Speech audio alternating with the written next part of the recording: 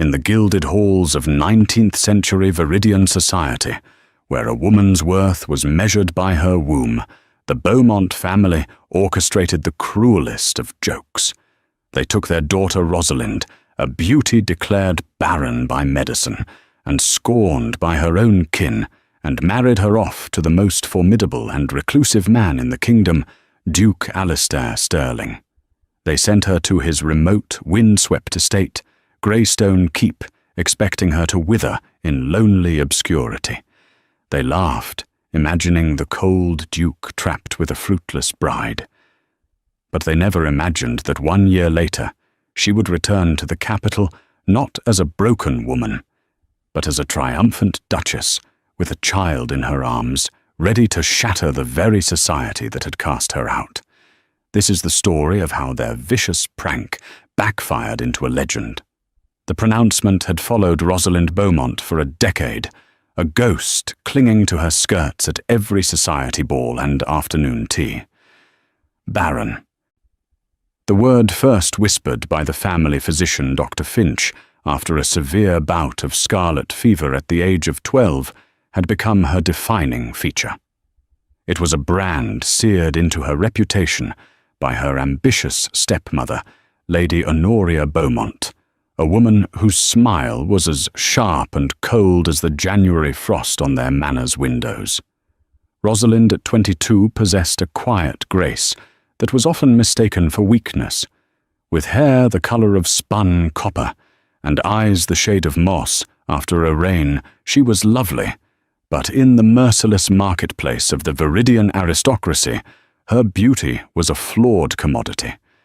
Her father, a wealthy shipping magnate who had bought his title, was too consumed by his ledgers to notice the subtle cruelty that unfolded under his own roof.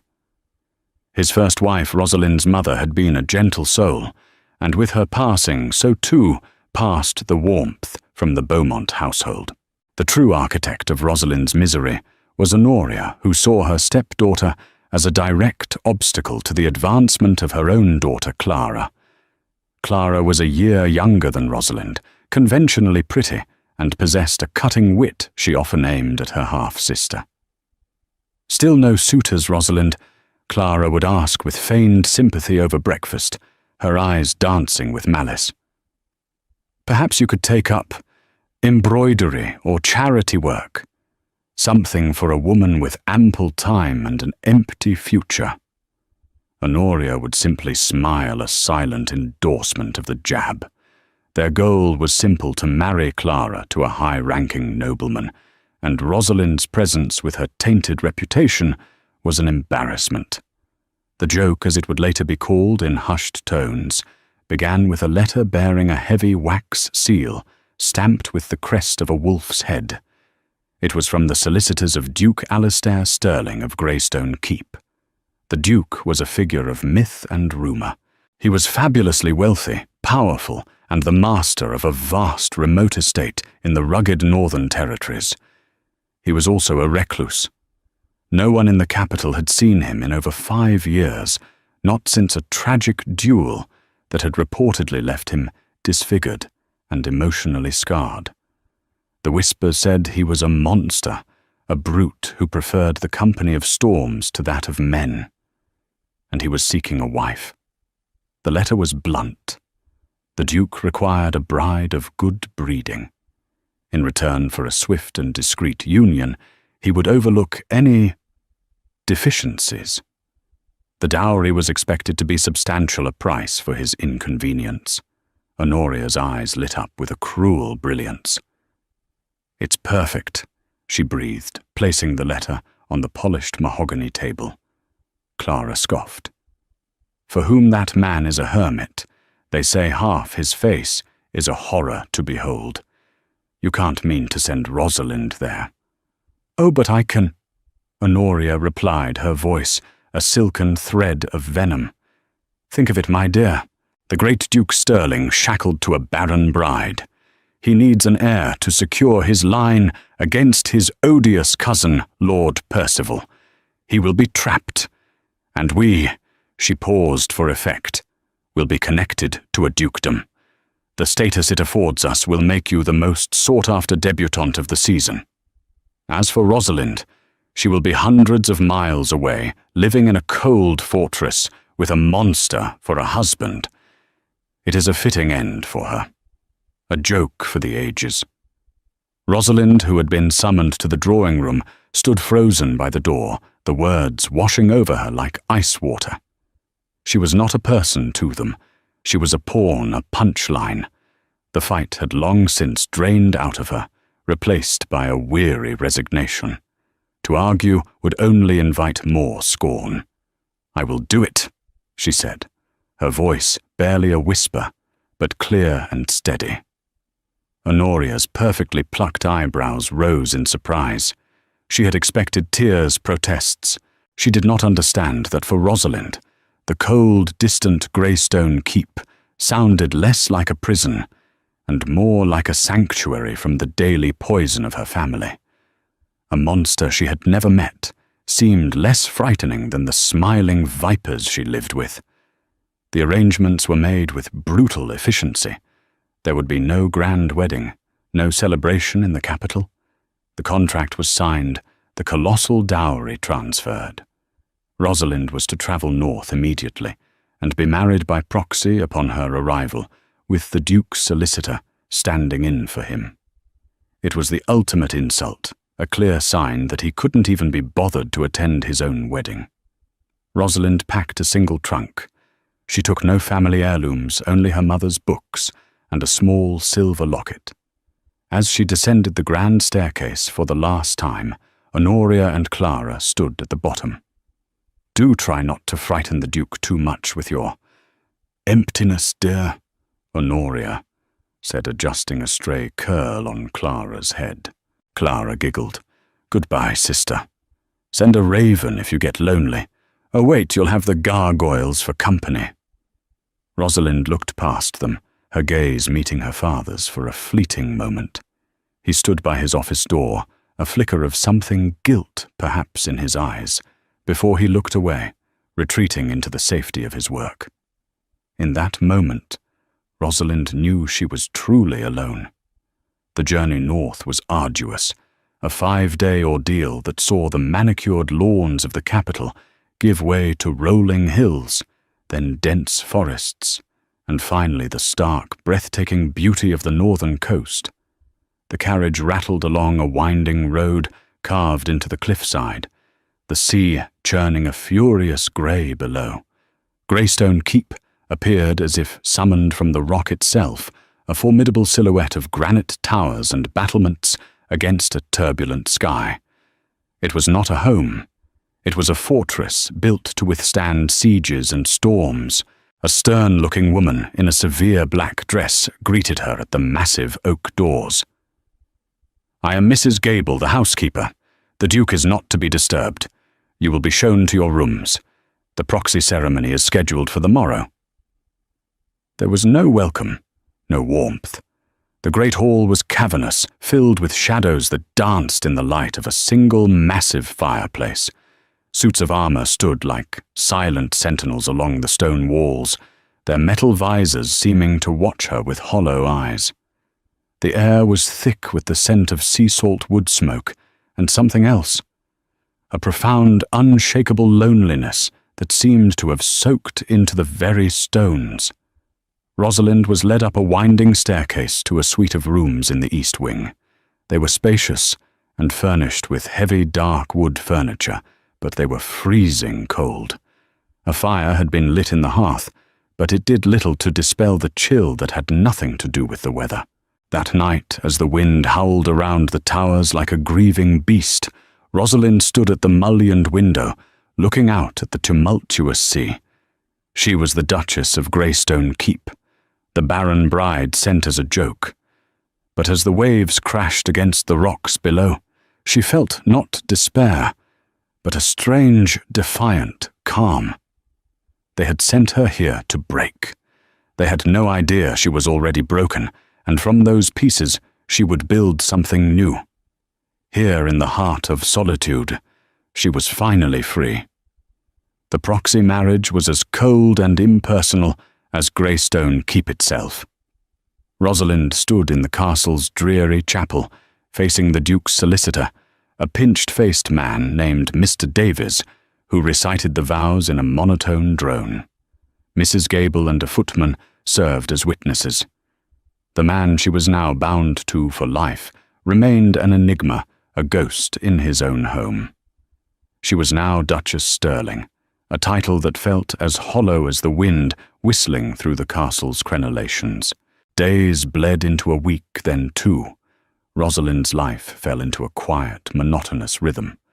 She ate her meals alone in a grand dining hall designed to seat 50, the empty chairs stretching out like a silent judging audience. She explored the castle's library, a magnificent 2-story room filled with thousands of books, their pages smelling of dust and time. It became her sanctuary. She read history, poetry, and philosophy, her mind finding escape in worlds far from her own. Of Duke Alistair Stirling she saw almost nothing. Her husband was a creature of the shadows. She would sometimes catch a glimpse of him from a distance, a tall, broad-shouldered figure crossing the courtyard, his dark greatcoat whipping in the wind, or a silhouette standing on the battlements, staring out at the sea. He never approached her. He never spoke. The staff, loyal and tight-lipped to a fault, referred to him only as His Grace, and deflected any questions with polite but firm efficiency. The whispers began subtly, a hushed conversation between 2 maids that stopped abruptly when she entered a room. The way Mrs. Gable's face would tighten when Rosalind ventured near the sealed-off north wing of the castle. They spoke of the Duke's temper, of his solitary habits, and of a deep sorrow that clung to him like a shroud. One evening, unable to sleep, Rosalind wandered the labyrinthine corridors, a single candle casting flickering shadows on the tapestries that depicted ancient battles. As she passed the corridor leading to the north wing, she heard it for the first time, a faint sound, almost lost in the howl of the wind. It was the sound of a child crying. She froze her heart pounding. It couldn't be. The castle was vast, but she had been told she and the Duke were the only residents besides the staff. She strained her ears, but the sound was gone, swallowed by the storm. She dismissed it as a trick of the wind, a figment of her lonely imagination. But she heard it again a few nights later, clearer this time. A soft, mournful sob.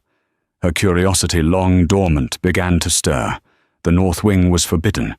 Mrs. Gable had made that explicitly clear on her first day. "The wing is structurally unsound, Your Grace. The Duke has ordered it sealed for safety." Yet the sound was undeniably coming from that direction. Rosalind began to watch, to listen. She noticed a young maid, Mary, who seemed nervous and furtive, often carrying covered trays of food, not towards the Duke's study or the main kitchens, but towards a discreet service staircase that led up to the north wing.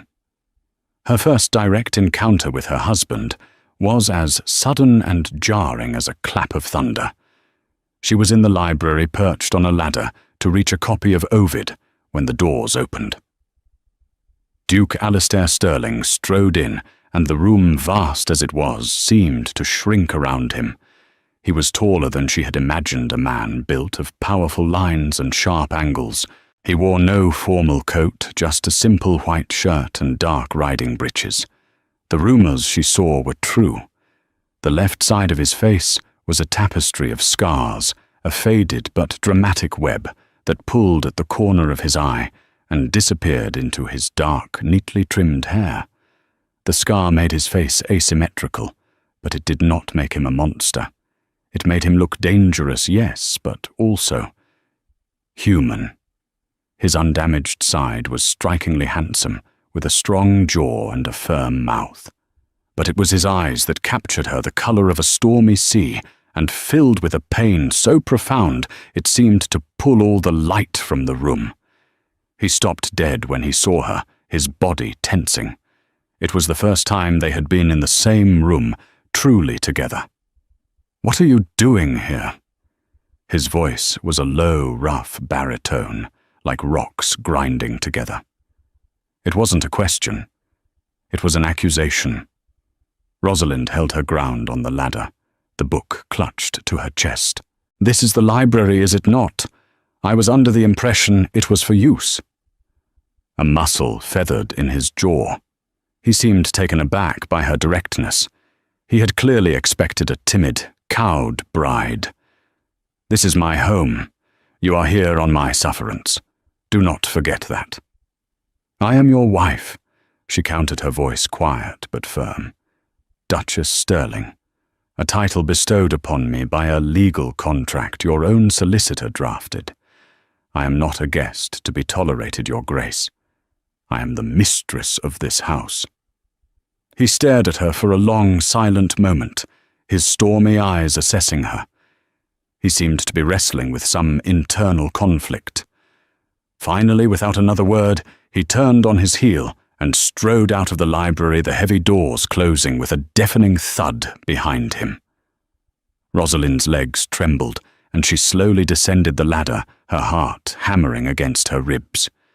She had not been afraid, but invigorated. She had spoken back to the beast of Greystone Keep, and he had not devoured her. He had retreated.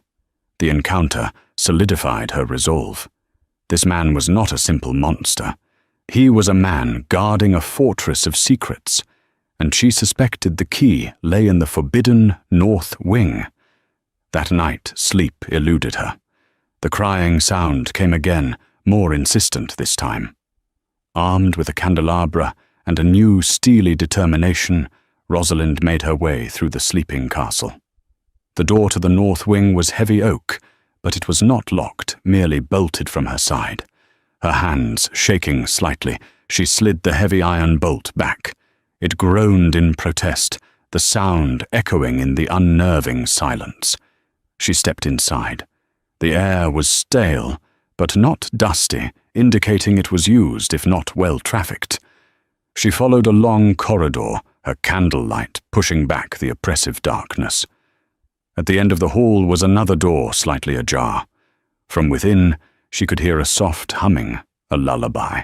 Pushing the door open, Rosalind stepped into a room that defied everything she knew about Greystone Keep. It was a nursery. A warm fire crackled in the hearth, casting a gentle glow on walls painted with faded murals of stars and moons. A rocking chair moved gently back and forth, occupied by the young maid Mary, and in a small, beautifully carved wooden crib lay a child. He was a small boy, perhaps 3 or 4 years old, with a mop of unruly dark hair and cheeks flushed with sleep. As she watched, he stirred, his little brow furrowed, and a soft whimper escaped his lips. Mary shushed him gently, resuming her humming. Rosalind's breath caught in her throat. A child. A secret child hidden away in a forbidden wing of the castle. At that moment, Mary looked up and saw her. The girl's eyes widened in terror, the colour draining from her face. She scrambled to her feet, curtsying clumsily. "Your Grace, I didn't—" His Grace gave strict orders. Before Rosalind could speak, a cold draught swept through the room. Both women turned towards the door. Duke Alistair Sterling stood there, his face a mask of thunderous fury. His stormy eyes were not on the terrified maid, but locked on Rosalind, burning with an intensity that made her entire body go cold. "Get out!" he snarled, his voice a low, terrifying growl. "You should not have come here." The fury radiating from Duke Alistair was a palpable force, pressing in on Rosalind from all sides. The nursery, which had seemed a pocket of warmth and life moments before, was now charged with a terrifying tension. The young maid Mary was trembling, her face as white as her apron. "Mary, leave us," Alistair commanded, his voice dangerously low. He never took his eyes off Rosalind. The girl scurried out of the room, shutting the door softly behind her, leaving Rosalind alone with the Duke and the sleeping child. The only sounds were the crackling of the fire and the soft breathing of the boy in the crib. "I told you not to come here," Alistair repeated, stepping further into the room. He moved with a predator's grace, his large frame seeming to consume the space.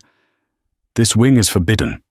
Rosalind lifted her chin, her fear warring with a surge of defiance and a wave of overwhelming compassion for the hidden child. "You have a son," she stated, her voice shaking only slightly. "You have an heir hidden away like a shameful secret, and you married me." The pieces of the puzzle clicked into place with horrifying clarity.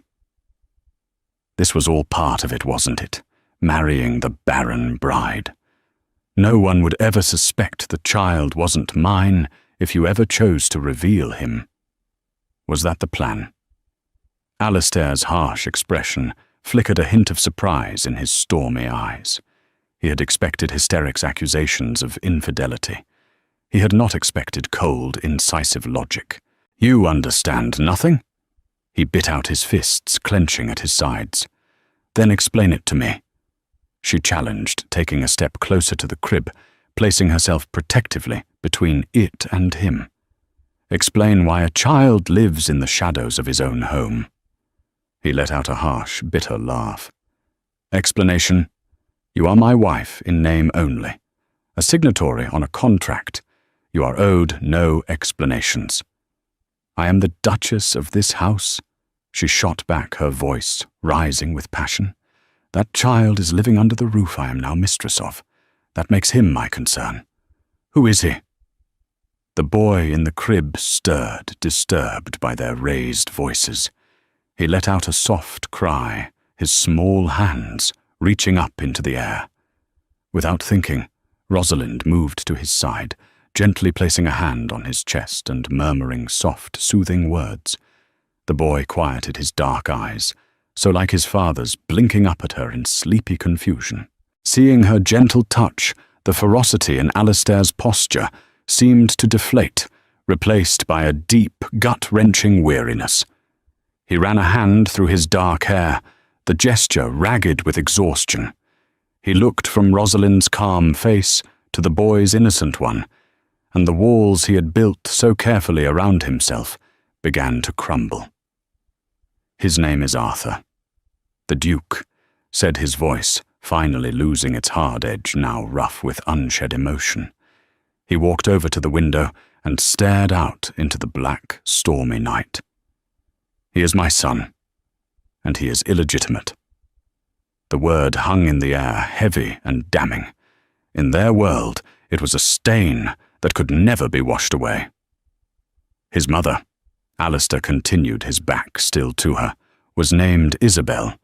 She was the daughter of a local physician. She was the only light in a very dark world for me. We were to be married, but my father forbade it. She was not of noble blood. He believed she was a fortune hunter." He paused, the silence stretching on thick with memory and pain.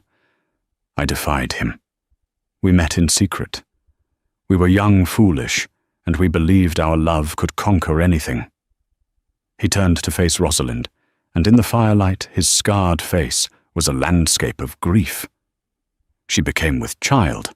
I was ready to renounce my title, my inheritance, everything, to be with her and our son, but my father, he found out. There was a terrible argument. He confined me to the estate. He threatened to ruin her and her family if I ever saw her again." Rosalind listened, her heart aching for the man behind the monster's facade. "Isabel died, giving birth to Arthur." He said the words raw. "A fever took her. Her father, broken by grief, blamed me. He brought the child here, laid him at my feet, and told me I had killed his daughter, and this was the price of my sin. He left and was never seen again." He looked at the boy, and his expression was one of profound love and devastating guilt. "My father died a year later. I became the Duke, but Arthur's status remained. He is a bastard. My cousin Lord Percival has been circling my title like a vulture for years. He is a cruel, ambitious man. If he knew of Arthur's existence, he would use the boy's illegitimacy to challenge my claim to the dukedom. He would drag him through the mud, ruin him, perhaps even harm him to secure his own position. I could not risk it. So I hid him. Only Mrs. Gable and a few trusted servants know he exists. Suddenly his coldness, his reclusiveness, it all made sense. It wasn't misanthropy, it was protection. Greystone Keep wasn't his prison, it was his son's fortress. "So you married me," Rosalind said softly, understanding dawning. A bride no one would question. A barren bride. "Yes." He admitted, his gaze falling to the floor in something that looked like shame. It was a damnable, cynical plan. I needed a duchess. I needed a woman whose condition was known. A woman who would not ask for affection or a true marriage. In time, I thought perhaps we could introduce Arthur to the world. A miracle child born prematurely and raised in seclusion for his health. Your well-known infertility would be the perfect cover. It was a cruel thing to do to you. I know that. Rosalind looked from the tormented duke to the innocent child. Her family had used her as a joke. This man had used her as a shield. But the motivation was vastly different. One was born of malice, the other of a desperate protective love. She thought of her own lonely childhood, of being an inconvenience, a problem to be managed. She looked at Arthur, a boy hidden from the world, and felt an immediate, fierce kinship. "He shouldn't live like this," she said, her voice filled with a conviction that surprised even herself. No child should be a secret. He deserves sunlight and laughter, and to be known as his father's son. Alistair looked at her, truly looked at her for the first time. He saw not a pawn, not a barren bride, but a woman of unexpected strength and compassion. "Percival would destroy us," he whispered. "Society would tear you to shreds for such a lie." Rosalind walked towards him, stopping just a few feet away. "Society has been tearing me to shreds my entire life," she said, her voice ringing with newfound power. "They call me empty, fruitless. Let them. You and I, we have been living in prisons of others' making for too long." She glanced back at the crib. "We will do as you planned, but not as a cynical arrangement. We will do it as a family. We will raise him together. We will present him to the world as our son, the legitimate heir to the sterling duchy. And if anyone, your cousin included, dares to question it, they will have to face both of us." Alistair stared at her, dumbfounded. He had expected her to be furious, to demand an annulment, to expose him. Instead, this woman, who had every right to hate him, was offering not just an alliance, but salvation. She was offering to be a mother to his son. For the first time in years, a sliver of hope cut through the darkness that had enveloped Alistair Sterling's heart. He looked at Rosalind Beaumont, no Rosalind Sterling, his duchess, and saw not a bargain, but a chance. "Are you certain?" he asked, his voice thick with emotion. "You would do that for him?" "I would do it for us," she replied, her gaze unwavering. "No more secrets, no more whispers. It's time the Duke of Greystone and his family stepped into the light." The agreement made in the firelit nursery became the foundation of a fragile, unspoken truce between Rosalind and Alistair. The dynamic within Greystone Keep shifted subtly but seismically. The north wing was no longer forbidden territory. It became the heart of the castle. Rosalind, for the first time in her life, had a purpose that was entirely her own. She threw herself into the role of a mother with a gentle ferocity that astounded the household staff. She dismissed the nervous maid Mary from her full-time nursery duties, assuring her she was not to blame, and took over much of Arthur's care herself. The first few days were tentative. Arthur, accustomed only to Mary and his father's brief, solemn visits, was shy and wary of this new woman with the soft voice and warm smile. Rosalind did not push. She would simply sit in the nursery, reading aloud from her own childhood books. Her calm presence was a constant, comforting background to his play. She learned that he loved the carved wooden animals a local carpenter had made for him, that he was fascinated by the ships he could see sailing on the horizon from his window, and that he had a sweet, infectious giggle that was rarely heard. Alistair watched from a distance, at first a silent observer in the doorway of the nursery. He saw Rosalind coaxing Arthur into trying a new food, her face patient and encouraging. He heard her singing a lullaby, her voice clear and sweet in the quiet of the castle. He watched as she taught Arthur his letters, her finger tracing the shapes in a dusty book from the library. He saw the way Arthur, once reserved, began to seek her out, toddling over to her to show her a toy or tugging on her skirt for attention. One afternoon, Alistair entered the nursery to find Rosalind on the floor with Arthur building a lopsided tower of wooden blocks. Arthur, in a fit of excitement, knocked the tower over, and for the first time in Alistair's memory burst into peals of genuine, uninhibited laughter. He then crawled into Rosalind's lap, snuggling against her, as she wrapped her arms around him. Seeing them like that, the woman he had married for convenience, and the son he had hidden out of fear, looking for all the world like a real mother and child, struck a chord deep within Alistair's guarded heart.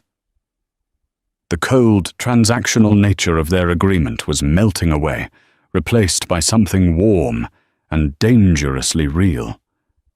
"He has never laughed like that," Alistair said quietly from the doorway. Rosalind looked up, her smile soft and genuine. He just needed an audience. He walked into the room, his presence no longer feeling like an intrusion. He sat not in a chair but on the floor a few feet away, an awkward but meaningful gesture. Arthur, seeing his father, beamed and crawled towards him, holding up a wooden block. "Papa, build." Alistair's hand, scarred and calloused, gently took the block. He looked at Rosalind, a question in his stormy eyes. She simply nodded, her expression open and encouraging. For the next hour, the three of them, the broken Duke, the Barren Duchess, and the secret child, sat on the nursery floor, building and rebuilding towers, their shared laughter echoing in a room that had for too long known only silence and sorrow. Conversations began to flow between them, stilted at first, but growing more natural with each passing day. They no longer ate separately. Their silent, lonely meals in the vast dining hall were replaced by shared dinners in a smaller, cozier parlour near the nursery. They spoke of Arthur, of his progress and his quirks. Then they began to speak of other things. Rosalind told him of the books she loved. He in turn shared his knowledge of the sea and the stars' passions he had pursued in his isolation. She learned that his scars were not from a duel, as rumour suggested, but from a fire. He had rushed into a burning stable to save a trapped horse when he was a young man. He spoke of it dispassionately, but she saw the lingering trauma in his eyes. He wasn't a monster. He was a man who had been marked by both heroism and tragedy. He in turn learned about her. Not the society caricature of the barren bride, but the woman herself. He saw her intelligence, her resilience, and the quiet strength she had cultivated in the face of her family's cruelty. He found himself growing fiercely protective of her, angered by the casual malice she had endured. The plan to introduce Arthur to the world began to take shape, no longer a cynical plot, but a shared mission. They had to construct a believable history. We will say he was born 2 months after our wedding. Alistair planned pacing before the fire one evening, Rosalind watching him from an armchair. It would make him premature, which would explain his delicacy as an infant. We can say that upon the advice of your old family physician, Dr. Finch, we kept him in seclusion here at Greystone for his health. Rosalind's blood ran cold at the mention of the name. Dr. Finch, she repeated, her voice tight. He is the man who pronounced me infertile. Alistair stopped, pacing, his expression grim. The irony is not lost on me. But that is precisely why he is the perfect person to corroborate our story. His prior diagnosis, now proven wrong by the birth of our son, would lend our tale an unimpeachable credibility. No one would question the very man who created your reputation in the first place. He is in my stepmother's pocket, Rosalind warned. He is a weak man, easily swayed by money and influence. Weak men are also swayed by fear. Alistair replied, a hard glint in his eye. Leave Dr. Finch to me. I will ensure his cooperation. They spent the next several months preparing. Rosalind wrote letters to the few acquaintances she had mentioning her delicate condition and the joy of her quiet married life. Alistair's solicitors began to subtly spread rumours in the capital that the reclusive Duke was utterly besotted with his new Duchess, that they had chosen a life of peaceful seclusion away from the prying eyes of society. As winter's grip loosened and the first signs of a northern spring appeared, a transformation had occurred. Greystone Keep, once a fortress of sorrow, had become a home. The sound of a child's laughter now echoed in its halls. The Duke, once a spectre, was now a visible presence, often seen walking the grounds with his wife and son. One afternoon, as they stood on the battlements, watching Arthur chase seagulls on the lawn below, Alistair turned to Rosalind. The ever-present tension in his shoulders was gone, replaced by a quiet contentment. When I married you, Rosalind, he began, his voice low and sincere, I saw you as a means to an end, a solution to a problem. It was the most dishonorable thing I have ever done. He reached out and for the first time took her hand. His touch was warm and firm. I was wrong. You are not a solution. You are a revelation. You have brought life back to this place. You have given my son a mother's love, something I never believed he would have. Rosalind's heart swelled. She looked at their joined hands, then up at his face. The scars seemed less prominent now, simply a part of the man she had come to know, a man of depth honor and a fierce, protective love. And you, Alistair, she said softly, using his given name for the first time, have given me a family, something I never believed I would have. The wind from the sea whipped a strand of her copper hair across her face. He gently reached up with his other hand and tucked it behind her ear, his fingers lingering for a moment on her cheek. It was a gesture of profound intimacy, a promise of a future that was no longer about deception, but about building something true and lasting. Their plan was set. The rumors had been sown. It was time to return to the capital. It was time to face the world, not as a reclusive duke and his joke of a bride, but as the proud and united Stirling family. The arrival of the Duke and Duchess of Stirling's carriage in the capital was a spectacle. A year had passed since Rosalind had been sent away in quiet disgrace, and 5 since Alistair had vanished from public life. The imposing black carriage, emblazoned with the silver wolf's head crest, was a significant event in itself. But it was the carriage door opening that sent a seismic shock through the city's rumor mill. Rosalind emerged first. She was not the timid, downcast girl who had left. Clad in a traveling gown of deep emerald, she was poised and radiant, her expression serene. The true bombshell, however, was the child she held in her arms, a small boy with a shock of dark hair, and his father's stormy eyes gazing with wonder at the bustling city. The Barren bride had returned with an heir. The news spread like wildfire, carried on the tongues of servants and the hurried notes of society gossips.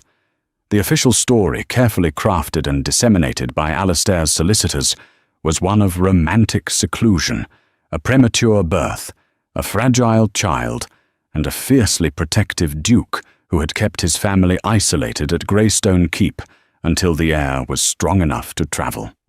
The Beaumont household received the news like a physical blow. Lady Danbury, the city's premier gossip, burst into their drawing room, fanning herself dramatically. "Honoria, you simply will not believe it," she exclaimed. "Your Rosalind is back. And my dear, she has a son, the sterling heir." The teacup in Honoria's hand rattled. Clara stared, her mouth agape.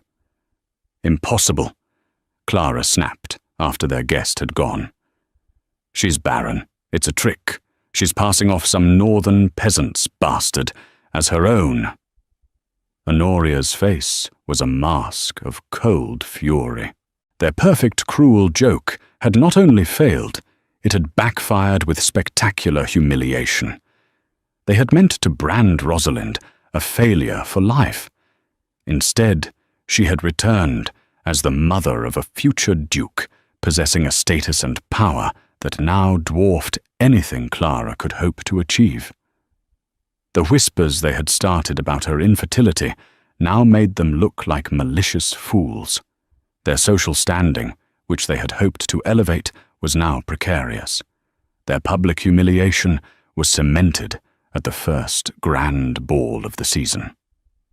When the Duke and Duchess of Stirling were announced, a hush fell over the opulent ballroom. Alistair was the picture of aristocratic power, his evening wear immaculate, the scar on his face, adding an air of dangerous authority rather than monstrosity. At his side, Rosalind was breathtaking in a gown of shimmering silver. They were a formidable united couple, and society, ever worshipful of power and success, flocked to them. Honoria and Clara could only watch from across the room, simmering with impotent rage. Their plan to snub Rosalind was impossible. She was now the center of the universe they so desperately wished to command. Eventually, Alistair guided Rosalind directly toward them, forcing the encounter. "Lady Beaumont, Clara," Alistair stated, his voice a cool baritone. "Your Grace." Honoria managed her smile brittle. "Rosalind, you are looking, well, motherhood agrees with me," Rosalind replied, her voice calm and clear, betraying none of the girl they had sent away. "Young Arthur is a true joy." The direct, confident address left them speechless. Before they could formulate a reply, Lord Percival Stirling approached, his handsome features marred by a familiar sneer. "Cousin," he drawled, his eyes sweeping over Rosalind with calculated insolence. "What a surprise to see you among us, and with your miraculous family."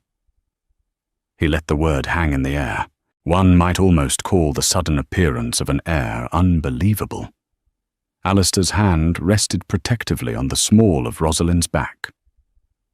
"Percival, I had heard you were in the city, squandering the last of your inheritance. Some things, it seems, are all too believable."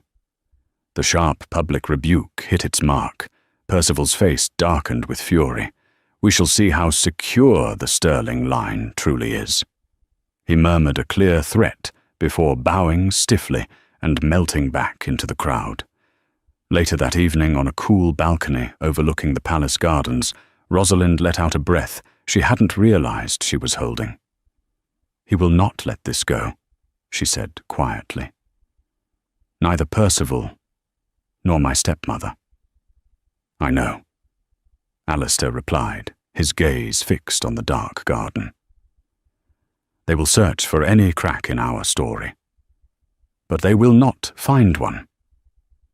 He turned to her, his stormy eyes intense in the moonlight.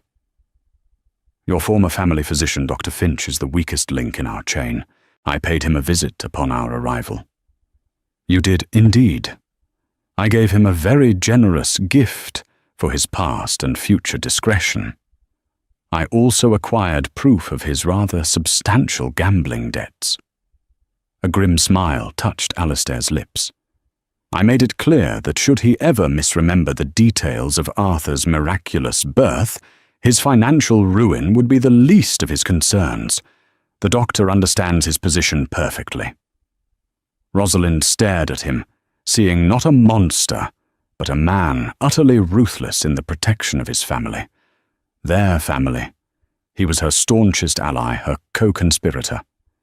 He took her hand, his grasp warm and firm over her own. "They will not break us, Rosalind," he vowed. "Their joke is over." In that moment, surrounded by the whispers of a hostile city, she felt an overwhelming sense of safety. The arrangement born of convenience and desperation had forged a bond of unshakable trust, and she knew with startling clarity that her feelings for her husband now ran far deeper than a simple alliance. The weeks following their return to the capital became a silent war fought in glittering ballrooms and over porcelain teacups. Lord Percival united with a vengeful Honoria, and Clara orchestrated a campaign of insidious whispers. They didn't dare make a direct accusation against a man of Duke Stirling's power, so they planted seeds of doubt. At social gatherings, Clara would sigh about the miracle of Rosalind's recovery, while Honoria would voice saccharine concerns about her stepdaughter's well-being, hinting at a dark secret behind the Duke's protective stance. Percival, meanwhile, frequented gentlemen's clubs, questioning the convenient story of a premature heir kept hidden for a year. Rosalind and Alistair countered this poison with a flawless united front. They were a vision of domestic bliss, seen riding in the park with a beaming Arthur, or hosting intimate, elegant dinners where their mutual affection was plain to see. Alistair, once a phantom of society, was now a constant, attentive husband. Their apparent happiness was a powerful antidote to the rumour's charming society, and infuriating their enemies who saw their perfect joke twisting into a crown on Rosalind's head. But Percival was not content with gossip. Desperate and facing ruinous debts, he began a more serious investigation, dispatching agents to the villages surrounding Greystone Keep. It wasn't long before he found what he was looking for. He's found Isabel's uncle. Alistair informed Rosalind one evening, his face grim as he tossed a letter into the fire. A bitter man who blames me for his family's supposed shame. Percival has paid him a hefty sum to come to the capital and testify to our past connection. Rosalind's blood ran cold. This witness could destroy everything. Only if we allow him to... Alistair countered, his eyes hard as flint. Percival wants a public confrontation. We shall give him one, but it will be on our terms. The stage was set at the season's most magnificent event, the Sovereign's Masquerade Ball. The palace was a kaleidoscope of colour and intrigue, where masked identities encouraged bold moves. Rosalind gowned in silver and blue, as the huntress Artemis felt a knot of anxiety tighten in her stomach. Alistair, a dark knight at her side, was a pillar of calm, his presence a silent promise of protection. They hadn't been there an hour when Percival, his fox mask held in his hand, cornered them near the grand terrace. Honoria and Clara flanked him, their eyes gleaming with triumphant malice. "Cousin," Percival began, his voice loud enough to draw the attention of nearby guests. "A word, if I might. I have come into possession of some troubling information regarding the legitimacy of the Stirling line." A hush fell over their immediate circle. This was it. "You have 5 seconds to leave my sight." "Percival," Alistair growled, "before I have you thrown from this palace." Temper, Percival mocked. "This isn't about brute force. It's about the truth. I have a witness who can speak of your connection to a certain physician's daughter, a young woman named Isabel. Honoria and Clara watched, victory assured. They had them trapped. To their shock, Alistair did not panic. His voice was dangerously calm. Isabel Roach. Yes, a tragic story. He turned to the captivated audience. Lord Percival, in his desperation, has unearthed a private grief. Miss Roche was a woman I cared for deeply many years ago. Her untimely death was one of the reasons I chose to withdraw from society. He then fixed Percival with a withering glare. And you would defile her memory for your own pathetic ambition. You are even more despicable than I imagined. The crowd murmured their sympathy, shifting to the Duke. Percival, stunned by the move, stammered, But the child, her child." Before he could continue, a new voice cut in. "Perhaps I can be of assistance." The crowd parted to reveal Dr. Finch, looking pale but resolute. Honoria's face lit up. "Dr. Excellent, please tell them the truth about Rosalind. Tell them she could never bear a child." Dr. Finch bowed to the Duke, then turned his cool gaze upon Honoria. "Lady Beaumont, for years I have remained silent, while you twisted my medical opinion to abuse your stepdaughter. My diagnosis after her childhood fever was that her chances of conception might be diminished. You deliberately warped that into a public sentence of barrenness." He then addressed the stunned onlookers. "I was summoned to Greystone Keep for the Duchess's confinement. The pregnancy was delicate, and the heir was born prematurely. I advised the Duke in the strongest possible terms to keep the mother and child in the restorative sea air of the north until the boy was strong. To suggest this child is anyone but their graces is a slander against them and an insult to my professional judgment." Honoria and Clara stood frozen, their faces masks of disbelief. Their trump card had just destroyed them. "He's lying!" Percival shouted, his composure shattering. "The Duke has threatened him. There was another child, Isabel's. I have a witness." "Ah, your witness," Alistair said with a cruel smile. "Mr. Roche, a man to whom you paid 500 sovereigns to perjure himself. I know the amount, because my agent offered him 1,000 to sign an affidavit detailing your bribery attempt." Alistair produced a folded document from his coat. "This affidavit is now in the hands of the King's Guard. I believe they are looking for you, Percival. Attempting to manipulate the succession of a dukedom is perilously close to treason." The colour drained from Percival's face. He looked wildly around, finding only scorn and condemnation. His plot had collapsed, leaving him buried in the ruins. Ruined and facing the king's wrath, he turned and fled a coward, disappearing into the glittering crowd. All eyes now fell on Honoria and Clara Beaumont. Their cruelty, their conspiracy, their lies all laid bare for society to see.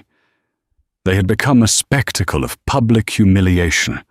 Without a word, they retreated their social reign, ending not with a bang, but with a shamed, silent exit. In the centre of the ballroom, Alistair took Rosalind's hand. He raised it to his lips, his eyes full of love and admiration for her alone to see. "Checkmate, my dear Duchess." Their victory was complete. Their family was safe. The aftermath of the masquerade ball was absolute. Lord Percival Stirling, facing charges of treason and crippled by debts, fled the country in the dead of night, never to be heard from in Viridia again. The Beaumonts found themselves utterly ruined. Doors were closed to them. Invitations ceased. Lady Honoria's carefully constructed social empire crumbled into dust, and Clara's prospects of a brilliant match evaporated overnight. They were left with nothing but their bitterness, a cautionary tale whispered in the very drawing rooms they once ruled. For Rosalind and Alistair, the victory was quiet but profound. They retreated from the frenetic energy of the capital, leaving the gossip and scandal behind them, and returned to Greystone Keep. Crossing the threshold of the fortress was no longer a homecoming to a place of solitude and secrets, but to a sanctuary of love and family. The staff, led by a smiling Mrs. Gable, welcomed them with genuine warmth. The castle itself seemed brighter, its stone walls echoing with the happy shrieks of Arthur as he ran through the great hall, chasing after a puppy Alistair had bought for him. Life at Greystone settled into a new, blissful rhythm. The north wing was formally opened its rooms, aired out, and repurposed. The nursery remained the heart of the home, but now its doors were always open. Alistair moved his study from a remote tower to a room adjoining the library, and he no longer spent his days in isolation. He was an active, doting father and a devoted husband. The love between Rosalind and Alistair, forged in conspiracy and tempered by adversity, now blossomed in the peace they had fought so hard to win. Theirs was a partnership built on a foundation of unshakable trust and deep mutual respect. They spent their evenings reading by the fire, their hands intertwined, or walking along the battlements under a canopy of stars, sharing dreams for the future, for Arthur's future, and for their own. One evening, about 2 months after their return from the capital, Rosalind stood before the grand mirror in their bedchamber.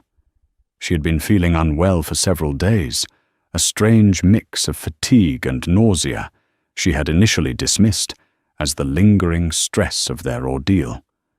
But now, looking at her reflection, a dizzying, impossible thought began to take root in her mind.